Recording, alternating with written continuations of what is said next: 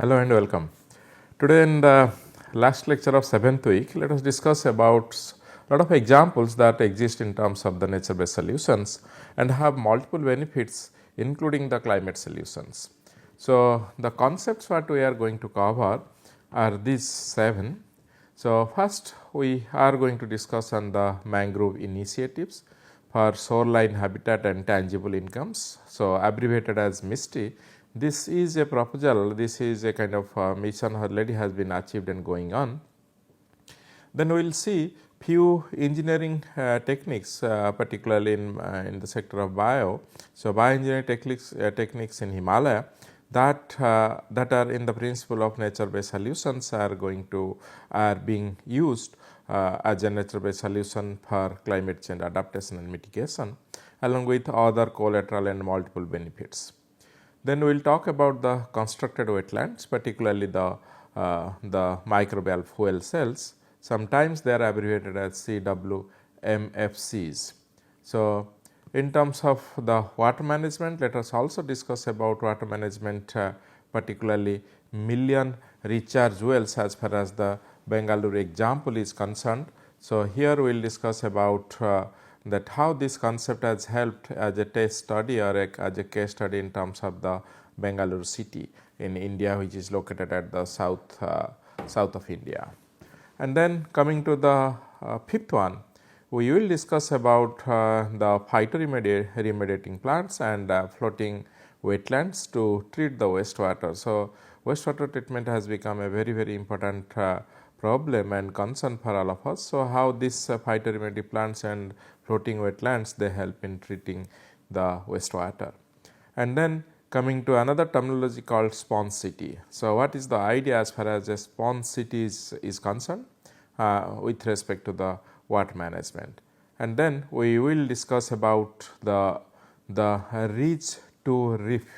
So, starting from the beginning of this of the water at a means from the ridges and through before reaching the what you say the coast, before reaching the estuary, whatever way it takes or whatever the pathway it takes, how they need to be managed at different parts and particularly with respect to the storm water management we will discuss.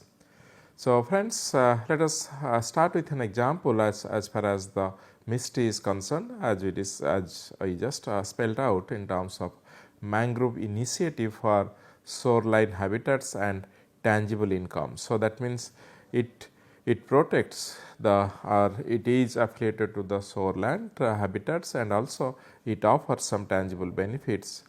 So, that means it is in coherence with nature based climate solutions and a kind of international mangrove day and a logo or a kind of brochure first page is shown in terms of a graphics. So, you can see a lot of mangroves pictures and one mangrove tree having lot of the root structure also can be very well seen from there.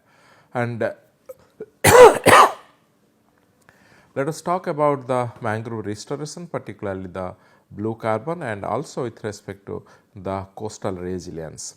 So, these mangroves they serve as natural barriers against cyclones. All of us know the erosion, particularly soil erosion and storm surges, and they also strengthen the coastal infrastructure by integrating mangroves with sea dikes.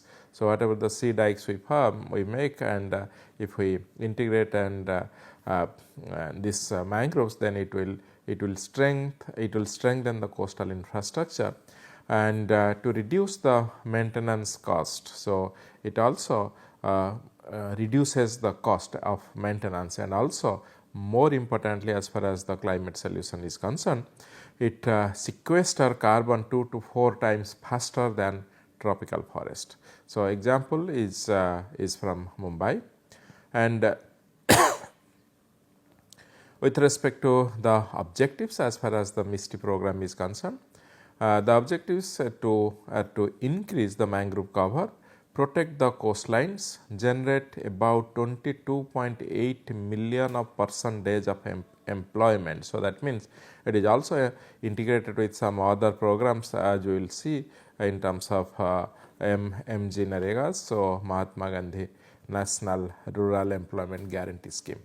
So, it is very important that it generates 22.8 million percentage of employment. So crucial as far as the coastline or the people who are staying or who are habitating around the mangrove areas. And as we already mentioned, it sequesters carbon 2 to 4 times faster than the tropical forest. So it boosts carbon stocks. So implementation led by state forest departments, because as far as India is concerned, our structure is like that. In every state we have a state forest department. So every state forest department, they lead this program. The initiative focuses on community participation, for example, raising nursery plantation and monitoring and promoting ecotourism. Yes, promoting ecotourism is also a part, because as more and more people visit, they will also learn about the positive benefits of mangroves and a kind of attitude towards nature based conservation.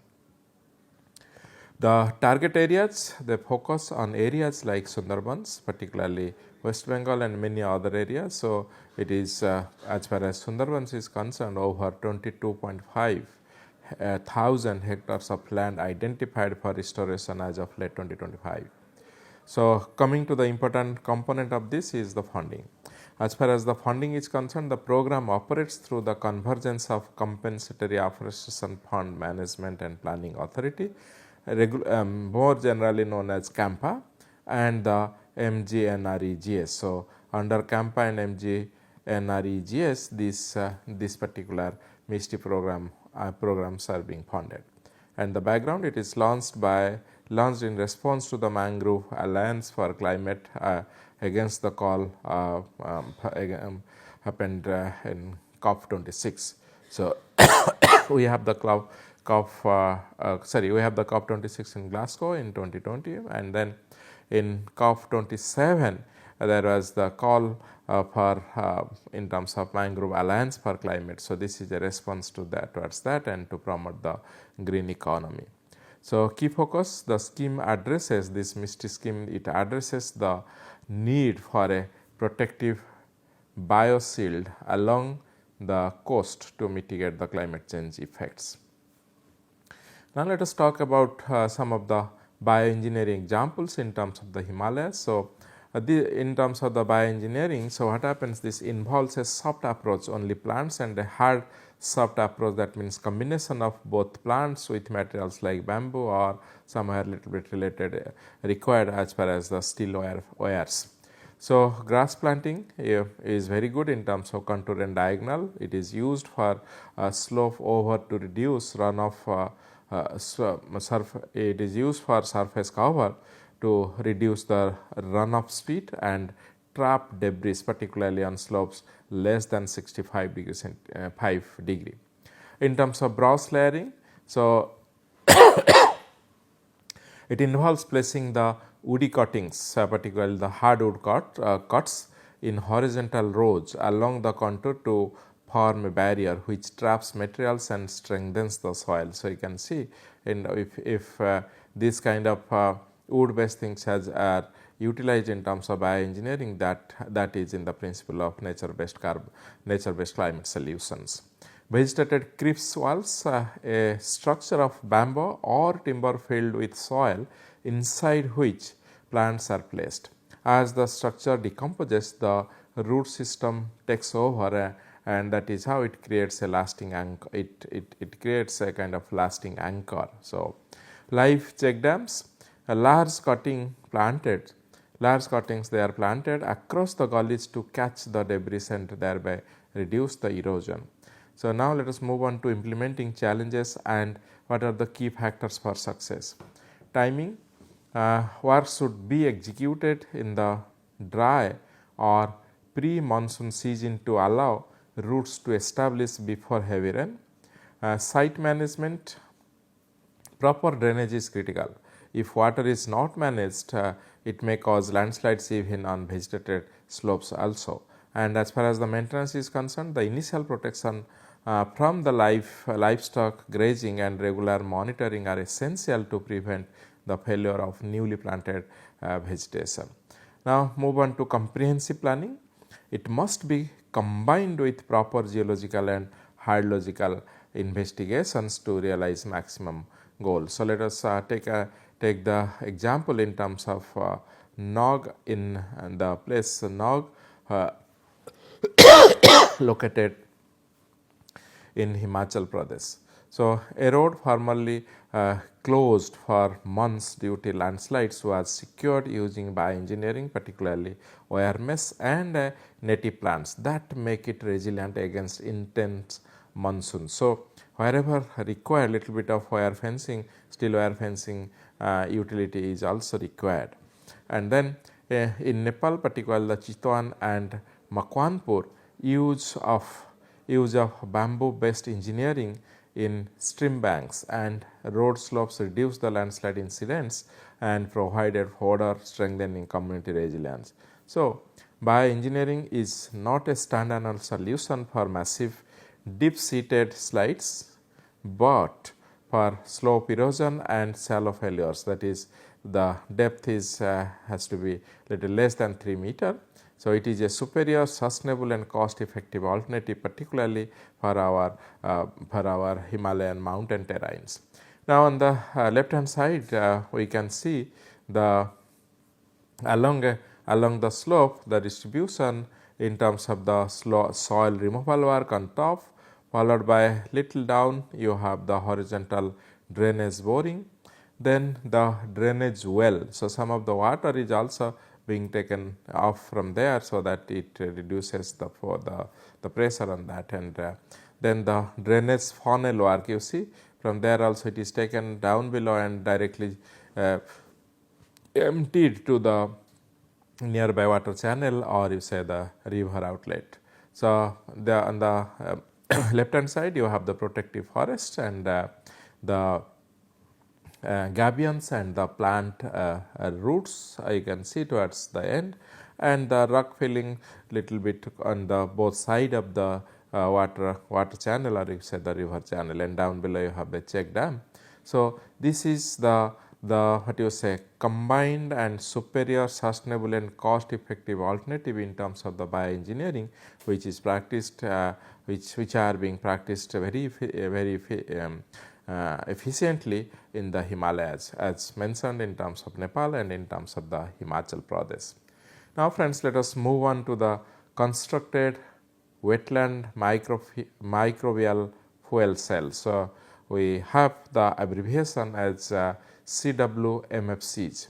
So, these are hybrid eco-friendly systems combining engineered wetlands using the plant microbes for wasteland treatment, particularly the wastewater, and with the microbial fuel cells this allow simultaneous organic pollution removal up to 80 to 20% of COD.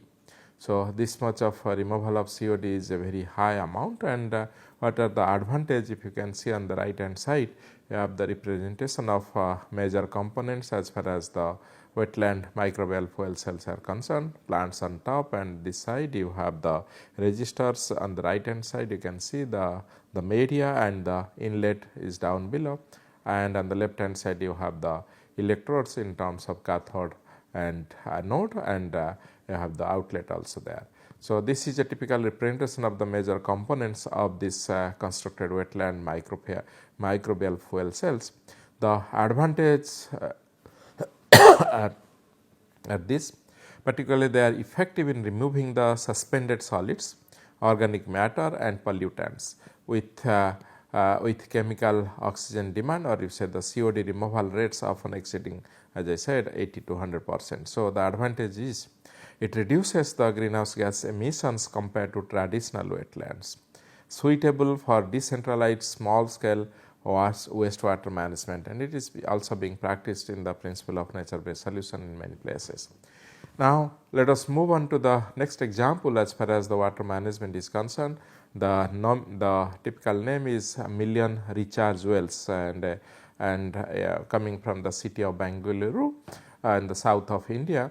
On the left hand side, the graphics in terms of at different cities that flood during monsoons in past 3 years, and the condition is really too much alarming. So, if you see, that is the concept of water management in the principle of million recharge wells and the sponge cities.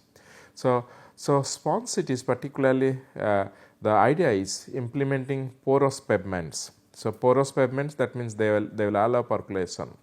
Rain gardens, so they will also allow percolation.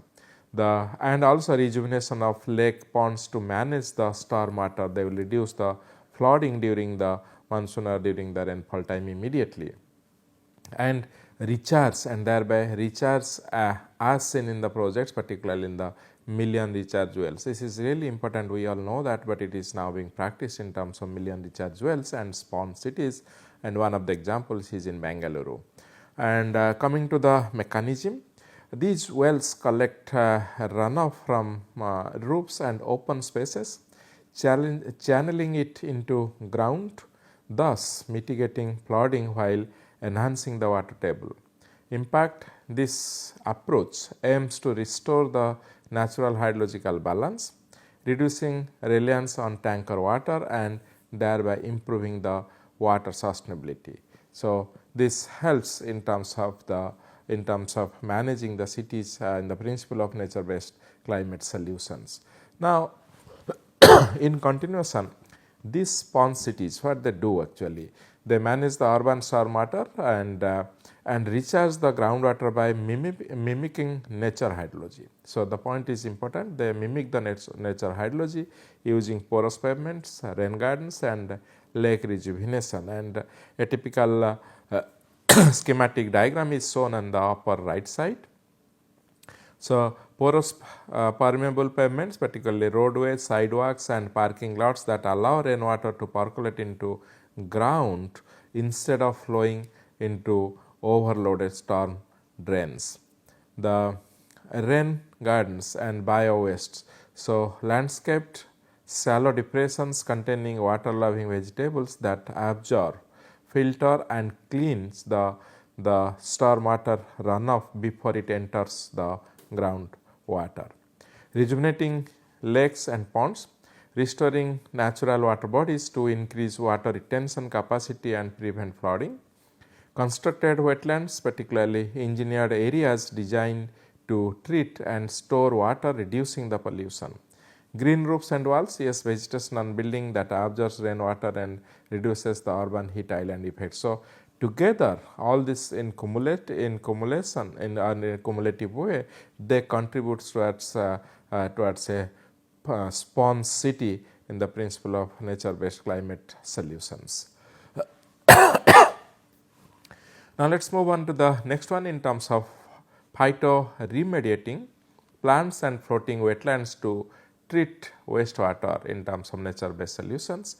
On the left hand side, you can see the plants and bacteria in pollutant removal process in floating wetlands. So, the schematic things what is mentioned, you mention a kind of floating wetlands. So, in terms of mechanisms of pollutants removal by plants, sedimentation, adsorption, phytovolatilization, physical entrapment of pollutants in roots, stabilization, phytodegradation, filtration, providence of environment for microbial proliferation and uptake of nutrients. So, what happens, the phytoremediation and floating treatment of wetlands in terms of FTWs represent the sustainable nature based and cost effective wastewater management solutions that utilize plants and their associated microbial communities to treat water, remove heavy metals and reduce the pollutants. This is being practiced, and this also very well serves or fall under the nature based climate solutions, having multiple benefits along with the climate. These systems act as biological filters with plant roots extending into contaminated water to absorb nutrients and create habitats for beneficial organisms that degrade organic contaminants. So, you can see on the at the middle there are, if say the upper right of the figure, a close up of the root and associated bacteria is shown, particularly the endophytic and rhizospheric. So, endophytic bacteria present inside the plant tissues, whereas the rhizophytic bacteria, they are present on the surface. So, that is how the mechanism of pollutant removal by microbes happen in terms of degradation of pollutants and promote the plant growth. So, this is very well practiced and helps in terms of treating the wastewater coming from the cities and habitations, and that is how it falls under the nature based solutions in terms of addressing the climate. So, phytoremediating plants, floating wetlands and rhizosphere microbes. What are the advantages? The advantages are it is cost effective, as we understand, low tech and lower cost compared to conventional mechanical treatment plants. Sustainability, yes, low energy inputs, often solar driven, and minimal sludge generation. Adaptability, floating rafts can rise and fall with fluctuating water level. So, it is well adapted in terms of the fluctuating water levels. And coming to importantly the ecological benefits, it enhances biodiversity, improves the aesthetics and provides habitat for bird and fish, apart from what you say remediating in terms of the wetlands to treat the wastewater. Now, let us move to a total solution concept in terms of the ridge to reef prospects for natural flood risk management in biodiverse South Asia.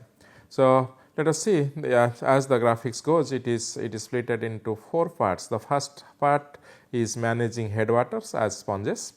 Second part, conserving and restoring the river width and floodplain connectivity. Third is blue-green infrastructure in urban areas. Fourth is maintaining and creating space for water in fluvial coastal settings. So, first you can see in terms of first one, headwater drainage management, runoff in terms of attenuation features, and you can see the offline storage and cross slope woodland management. Coming to the second one, in terms of conserving and restoring the river width and flood plain connectivity, soil and the land management, the floodplain, particularly the woodlands, floodplain woodlands, catchment woodlands, river restoration, and a kind of online storage ponds. Now, moving on to the third one is in terms of the blue-green infrastructure in urban areas. We can have the pocket parks, bioremediation ponds, green roofs, or you can see the removal or setback of bank structures at towards the end when it is going towards the meeting the estuary. The maintaining and creating space for water in fluvial coastal settings. So, seagrass planting, mangrove reforestation, artificial reefs and brushwood barriers, appropriate land use zoning, or you say the relocation of vulnerable communities. Now, friends, in terms of storm water management, so what are the key components? In terms of the key components, the first is this is a kind of nature based solutions. They reduce the storm water runoff up to 80%, filtering the pollutants and reducing the road flood risks, making them essential for sustainable urban particularly flood prone and low traffic areas. So, what are the key components mechanisms? As you understand, the vegetated swells, or sometimes we call the bioswells. So, what are they? They are the shallow landscaped channels with grass, crops and trees that slow down, filter and encourage infiltration of water, reducing peak flow during heavy rain. And coming to the permeable pavements, PPS, special load bearing surfaces, porous asphalt and concrete or pavers that allow the water to seep through into the underlying stone reservoirs, storing or filtering it before it enters the soil. and the green infrastructure you all know.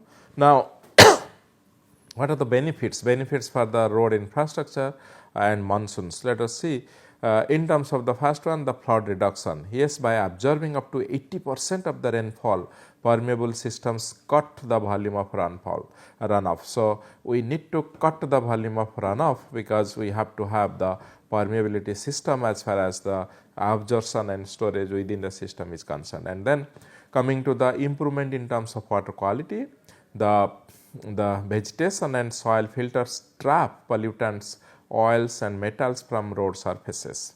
The urban heat reduction, permeable surfaces, those with vegetation help mitigate the urban heat island effects. And the fourth one is the groundwater recharge. So, water is returned to the soil rather than being directed into storm drain. So, these are the storm management options in the principle of nature based solutions. So, friends, to discuss this, we have taken the reference from this UNEP and other resources which are available here and there. Now, in terms of discussing this, to conclude, so we discussed that mangrove initiatives for shoreline habitats and tangible income. So, it gives lot of what you say earning, or you say the employment to the people who are habited along the shoreline, and through the ecotourism tourism prospect, it serves in letting know many people or tourists, they come and visit these places. So, they come out, they know the importance of the mangroves in protecting the shorelines, in arresting the storm surges, and also arresting or reducing the soil erosion. So, in many ways it serves it serves several purposes and also complies to COP27 in terms of the Mangrove Global Alliance call. And then coming to the bioengineering in terms of the Himalayas, yes, we discussed that we found that integration of the integration of the green infrastructure along with some grey or the steel materials, we can very well arrest the landslides in terms of heavy slope areas such as we found in Himalayas. And also we discussed about the sponge cities and the million recharge wells as a case study as far as the Bengaluru is concerned. We also discussed the reach to reef in terms of the flood management, in terms of managing the total system. So, in a watershed concept. So, these all serve in the principle of nature based solutions towards climate mitigation and adaptation, along with giving lot of collateral benefits or multiple benefits to various what you say sectors. So, thank you very much for listening to this particular talk and talk of this week, which is on the nature based solutions and nature based solutions for climate mitigation and adaptation. So, this particular 7th week is very important and unique, because learning this will help us understanding that how the solution for climate change, adaptation and mitigation lies in nature only. Thank you very much.